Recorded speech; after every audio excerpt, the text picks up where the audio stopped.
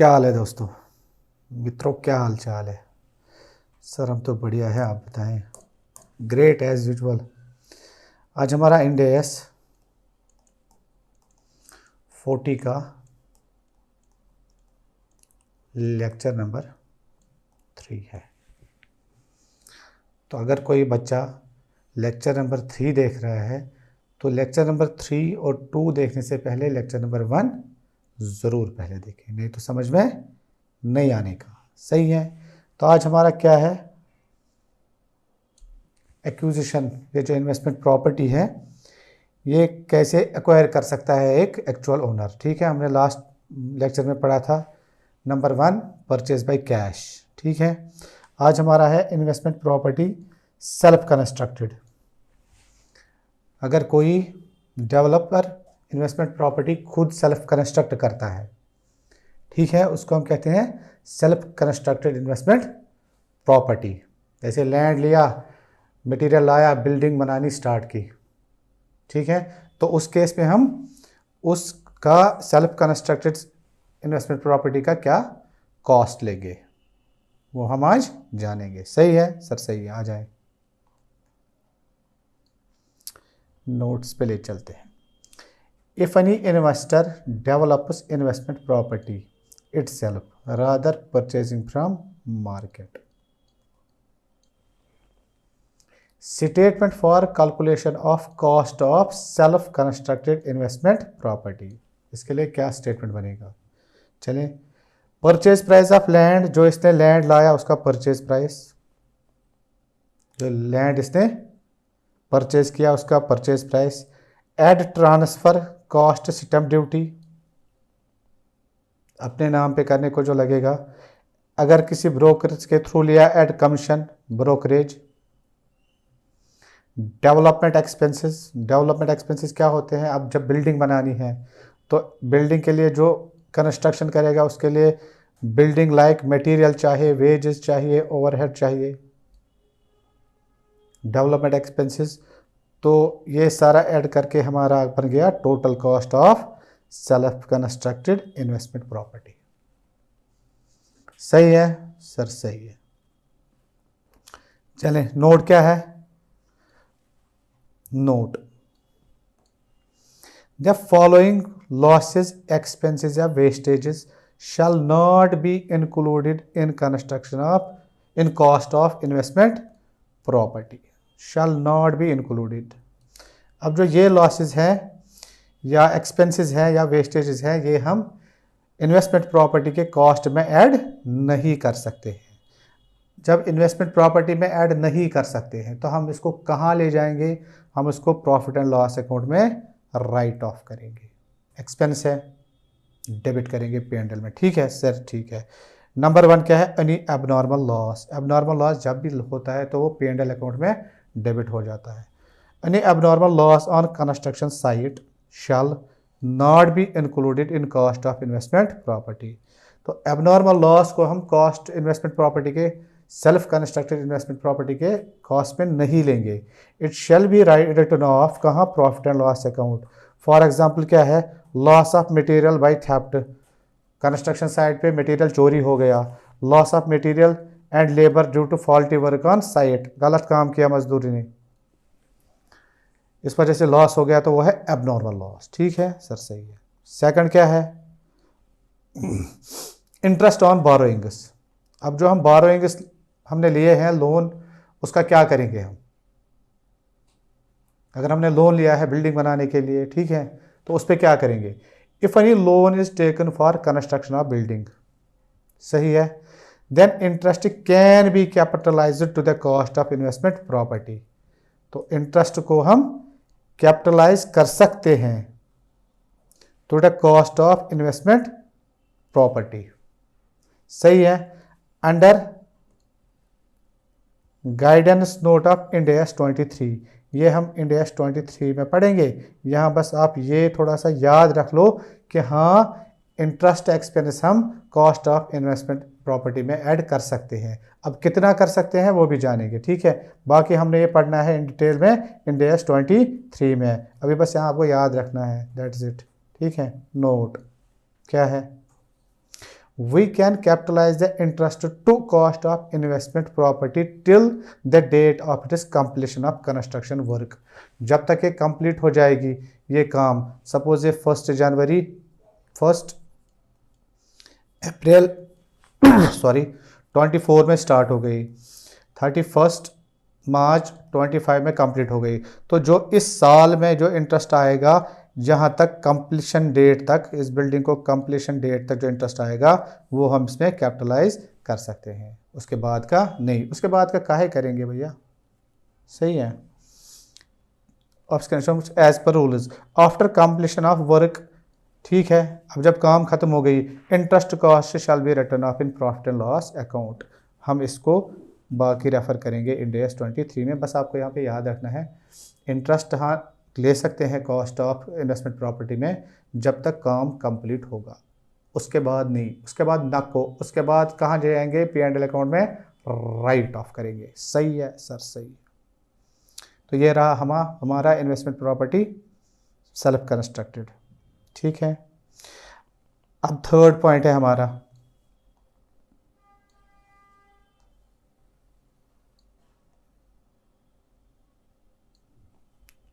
Third one क्या है, purchase of investment property on deferred credit. उधार पे लिया, इंस्टॉलमेंट्स में लिया, कुछ डाउन पेमेंट दिया, कुछ 1 साल बाद पेमेंट किया, कुछ 2 साल बाद पेमेंट किया, सही है, ऑन डेफर्ड क्रेडिट। अगर इन्वेस्टमेंट प्रॉपर्टी बिल्डिंग है, लैंड है, हमने डेफर्ड क्रेडिट पे ले ली, ठीक है, तो उस केस में क्या करेंगे। उस केस में देखो, जब हम डेफर्ड क्रेडिट पे लेते हैं, डेफर्ड क्रेडिट पे अगर कोई इन्वेस्टमेंट प्रॉपर्टी लैंड और बिल्डिंग लेंगे, ठीक है, तो ऑब्वियसली हमें इंटरेस्ट देना पड़ेगा, इंटरेस्ट देना पड़ेगा ना बिल्लू। 1 साल के बाद पेमेंट कर रहा है, 2 साल के बाद पेमेंट कर रहा है, तो हम क्या करेंगे, जो हमें इंटरेस्ट दे रहे हैं, इस जो हमने लोन लिया है इस बिल्डिंग के लिए, ठीक है, बारो किया है, इस इंटरेस्ट को हम इन्वेस्टमेंट प्रॉपर्टी के कॉस्ट में ऐड नहीं कर सकते। बोलता है इंड AS इसको लेके जाओ कहाँ, प्रॉफिट एंड लॉस अकाउंट में राइट ऑफ करो। ये हम नहीं मानेंगे इन्वेस्टमेंट प्रॉपर्टी का कॉस्ट, सही है। तो इस इंट्रेंस पोर्शन को हम राइट ऑफ करेंगे प्रॉफिट एंड लॉस अकाउंट में। सपोज हमारा ग्रॉस पेमेंट इंक्लूडिंग इंटरेस्ट, हमारी पेमेंट थी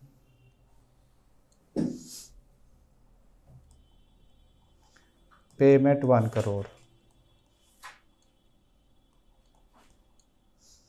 इंटरेस्ट रेट जो मार्केट में होगी, मार्केट रेट, ठीक है, एट द रेट 10%, इंटरेस्ट कितना आया 10 लाख।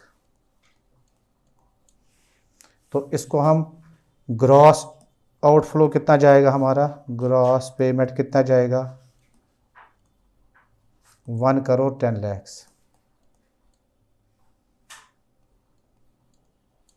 ठीक है, तो इस 1 करोड़ 10 लाख को हम प्रेजेंट वैल्यू में लेके आएंगे, ठीक है। तो प्रेजेंट वैल्यू को इसमें लाएंगे, प्रेजेंट वैल्यू में वो मानेंगे हम कॉस्ट ऑफ इन्वेस्टमेंट प्रॉपर्टी। वो कैसे प्रेजेंट वैल्यू में लाएंगे वो सीखेंगे ना, टेंशन कहाँ लेता है। चलो, if any investment property is purchased on deferred credit then we cannot consider gross payment. Gross payment मतलब प्रिंसिपल अमाउंट प्लस इंटरेस्ट, ठीक है, as cost of investment property. The following step should be followed while making accounting entries in this case. क्या करेंगे, step 1, calculate present value of all future cash outflows. जितना भी आप cash दे दोगे उसको building के लिए, उसको प्रेजेंट वैल्यू में ले आओ एट मार्केट रेट, क्वेश्चन में दी होगी market rate, and recognize it as cost of investment property. Present value पे लाओ, जितना निकलेगा उतना cost of investment property. Interest को क्या करेंगे, वो हम फेंकेंगे P&L अकाउंट में, ठीक है। कॉस्ट ऑफ इन्वेस्टमेंट प्रॉपर्टी क्या होगा, ऑल कैश आउटफ्लोज जितना भी हम पेमेंट करेंगे इनको पे principal plus interest P plus I into present value factor at market price. सही है सर? सही है। चलो जर्नल एंट्रीज क्या होंगी? जर्नल एंट्रीज क्या होगी? ये तो सब बढ़िया है। इन्वेस्टमेंट प्रॉपर्टी आएगी तो इन्वेस्टमेंट प्रॉपर्टी अकाउंट डेबिट। सही है। तो बैंक से कितना गया, जो जितना डाउन पेमेंट हम दे देंगे बैंक से, टू क्रेडिटर्स जो इनको फिर आउटस्टैंडिंग बैलेंस रहेगी। सपोज 1,10,00,000 डाउन पेमेंट हमने दी 50 lakhs, तो down payment 50 lakhs, outstanding balance 60 lakhs। ठीक है, इसको हमने प्रेजेंट वैल्यू में लाया होगा, वो ले लेंगे। सही है सर? सही है। स्टेप 2 क्या करेंगे?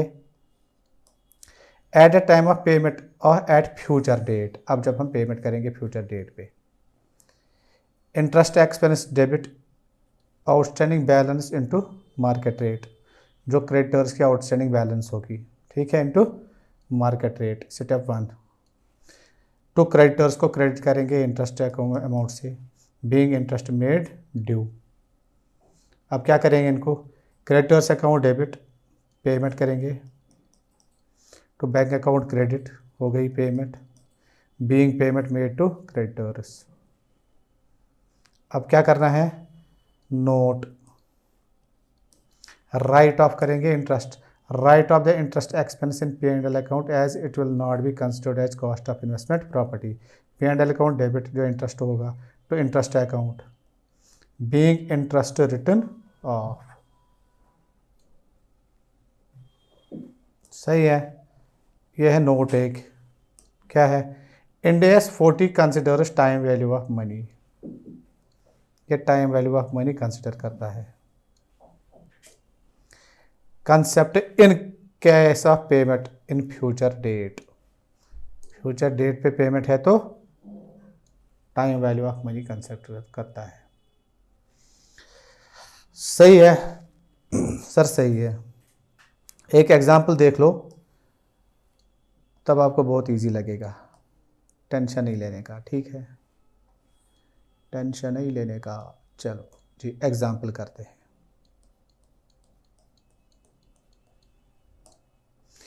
A Limited acquired a property from B Limited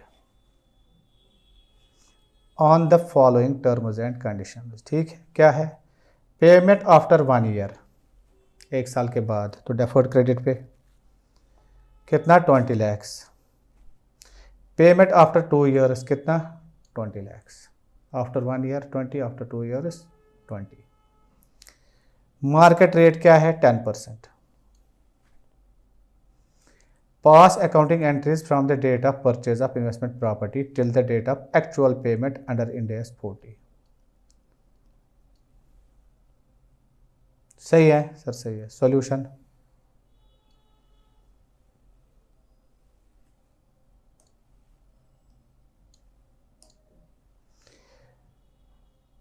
number 1, calculation of present value of cash outflows. First payment कितनी गई? 20 lakhs। इंटरेस्ट रेट क्या है?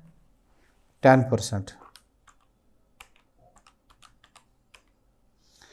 तो 1 10% है, ठीक है, 10%। 1 डिवाइडेड बाई 1.1 तो इज इक्वल टू करेंगे तो 0.909 आएगी। फिर से इज इक्वल टू करेंगे तो 0.826 सेकेंड ईयर के लिए, इक्वल टू, फिर से equal to.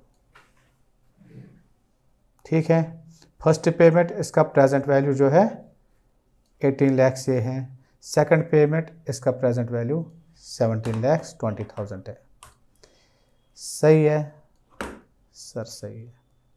Total cost 35,38,000।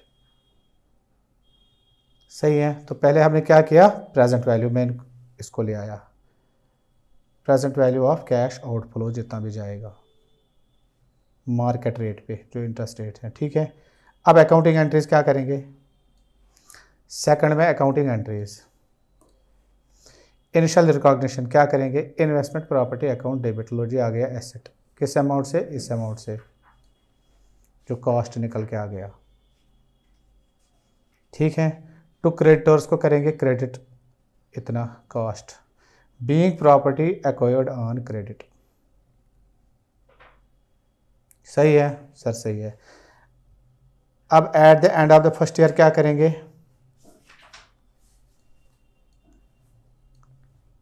Interest expense account debit, कितना, ये जो बैलेंस है इंटू 10%, कितना इंटरेस्ट, कितना 3,53,800, interest expense account debit to किसको करेंगे क्रेडिट, क्रेडिटर्स को, बीइंग इंटरेस्ट मेड ड्यू, कोई दिक्कत नहीं सर। अब क्या करेंगे क्रेडिटर्स को, पेमेंट कितना 20 लाख,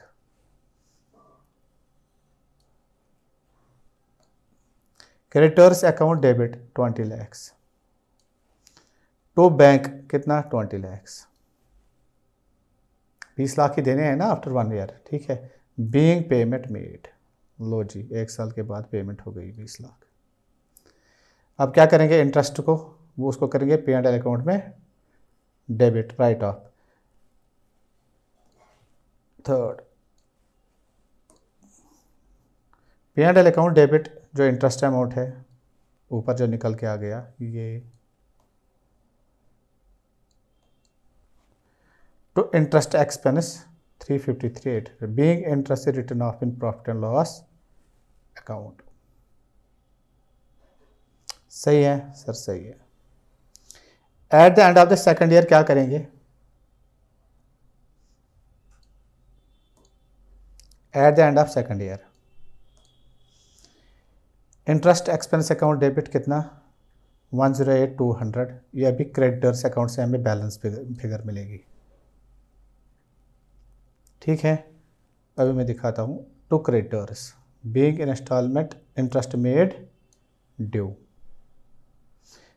पेमेंट कितनी देनी है, creditors account debit to bank 20 lakhs, being final payment made.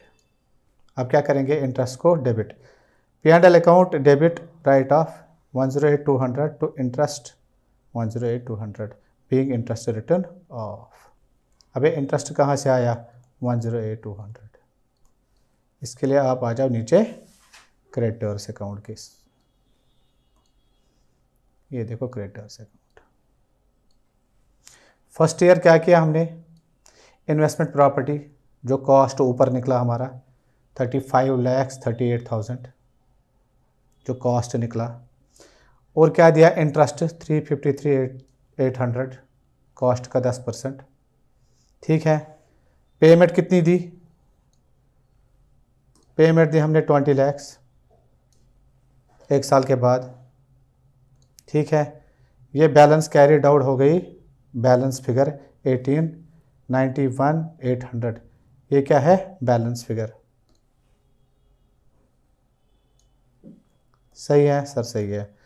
अब ये बैलेंस फिगर कहाँ आएगी, सेकंड ईयर ओपनिंग में, फिर से हमने क्या पेमेंट दी सेकंड ईयर के एंड में 20 लैक्स, ठीक है। कितना आया यहाँ से 20 लैक्स, यहाँ से 20 लैक्स, ये आया था ओपनिंग हमारा, ये आ गया बैलेंस फिगर इंटरेस्ट।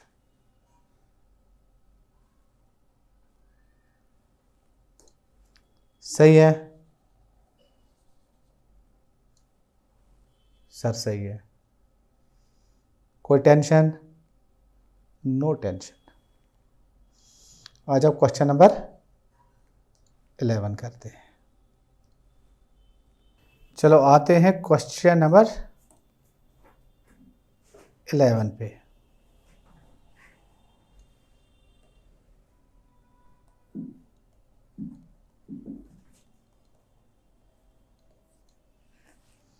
सही है सर, सही है। देखिए, X limited acquired an investment property under defer payment plan. क्या है? Down payment on the date of acquisition आज 50 lakhs। After 6 months 1 crore 20 lakhs। After 1 year 5 crores।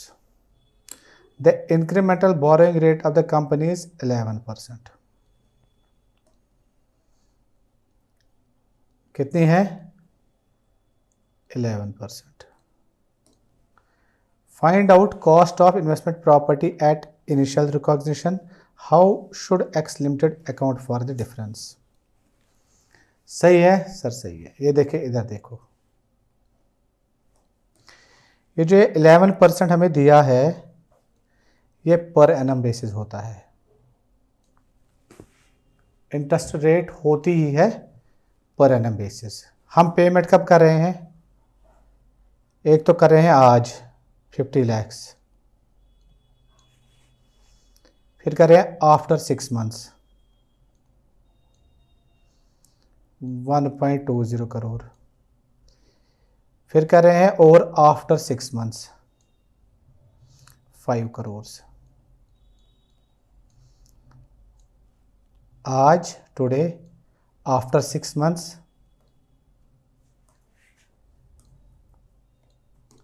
After 6 months after 6 months। तो हमारी रेट जो है एनुअली दी गई है, हमें क्या रेट लेनी है? 6 months। तो क्या करेंगे? 11% डिवाइडेड बाई पहले 2, कितनी रेट आ गई? 5.5%।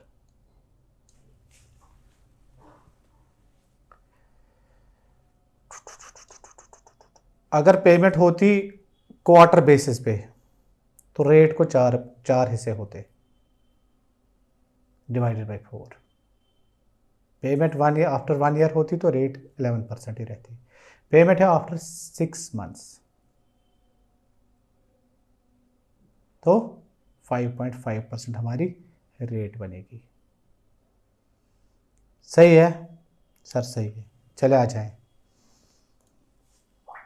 Calculation of present value of cash outflows. ठीक है, आज ये दी तो आज का प्रेजेंट वैल्यू 1 ही है, कितना है? 50 lakhs। अब हमारी रेट क्या है? 5.5। ठीक है,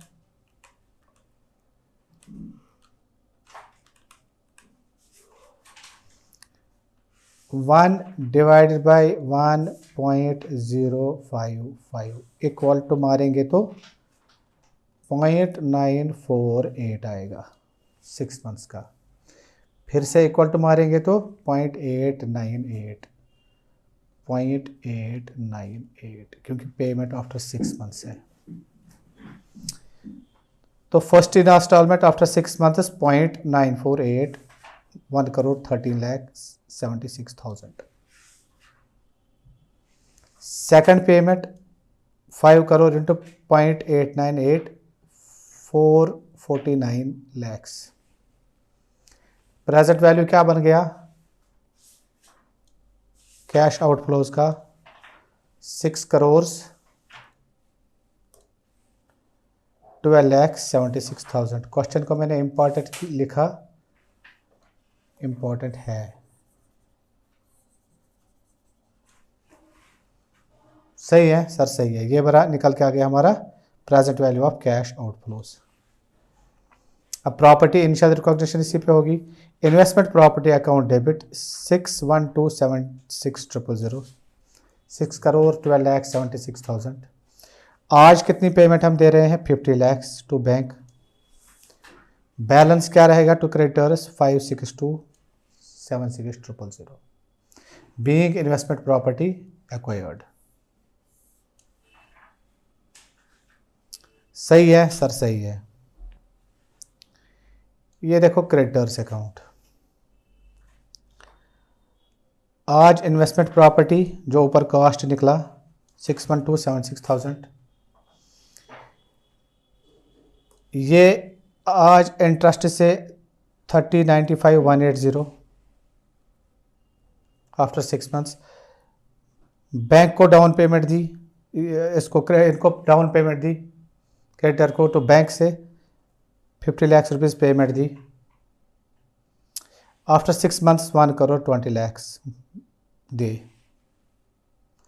तो बैलेंस फिगर हमारा ये आएगा निकल के बैलेंस फिगर, ये इधर आएगा आफ्टर 6 मंथ्स 56276 इंटू 5.5%। ठीक है सर, ठीक है।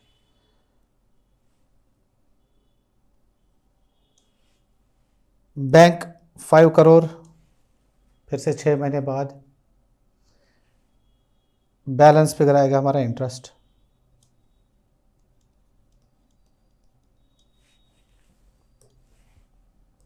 ये 5 करोड़, ये 5 करोड़। टोटल इंटरेस्ट कितना दिया एक साल में? 30,95,180 ये, और 26,28,820 प्लस ये, टोटल दिया 57,24,000। नोट क्या है? The purchaser should write off the interest expense of 5,724,000 in P&L account instead of capitalizing it to the cost of property.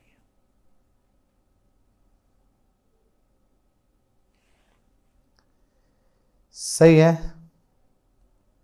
Sir, सही है।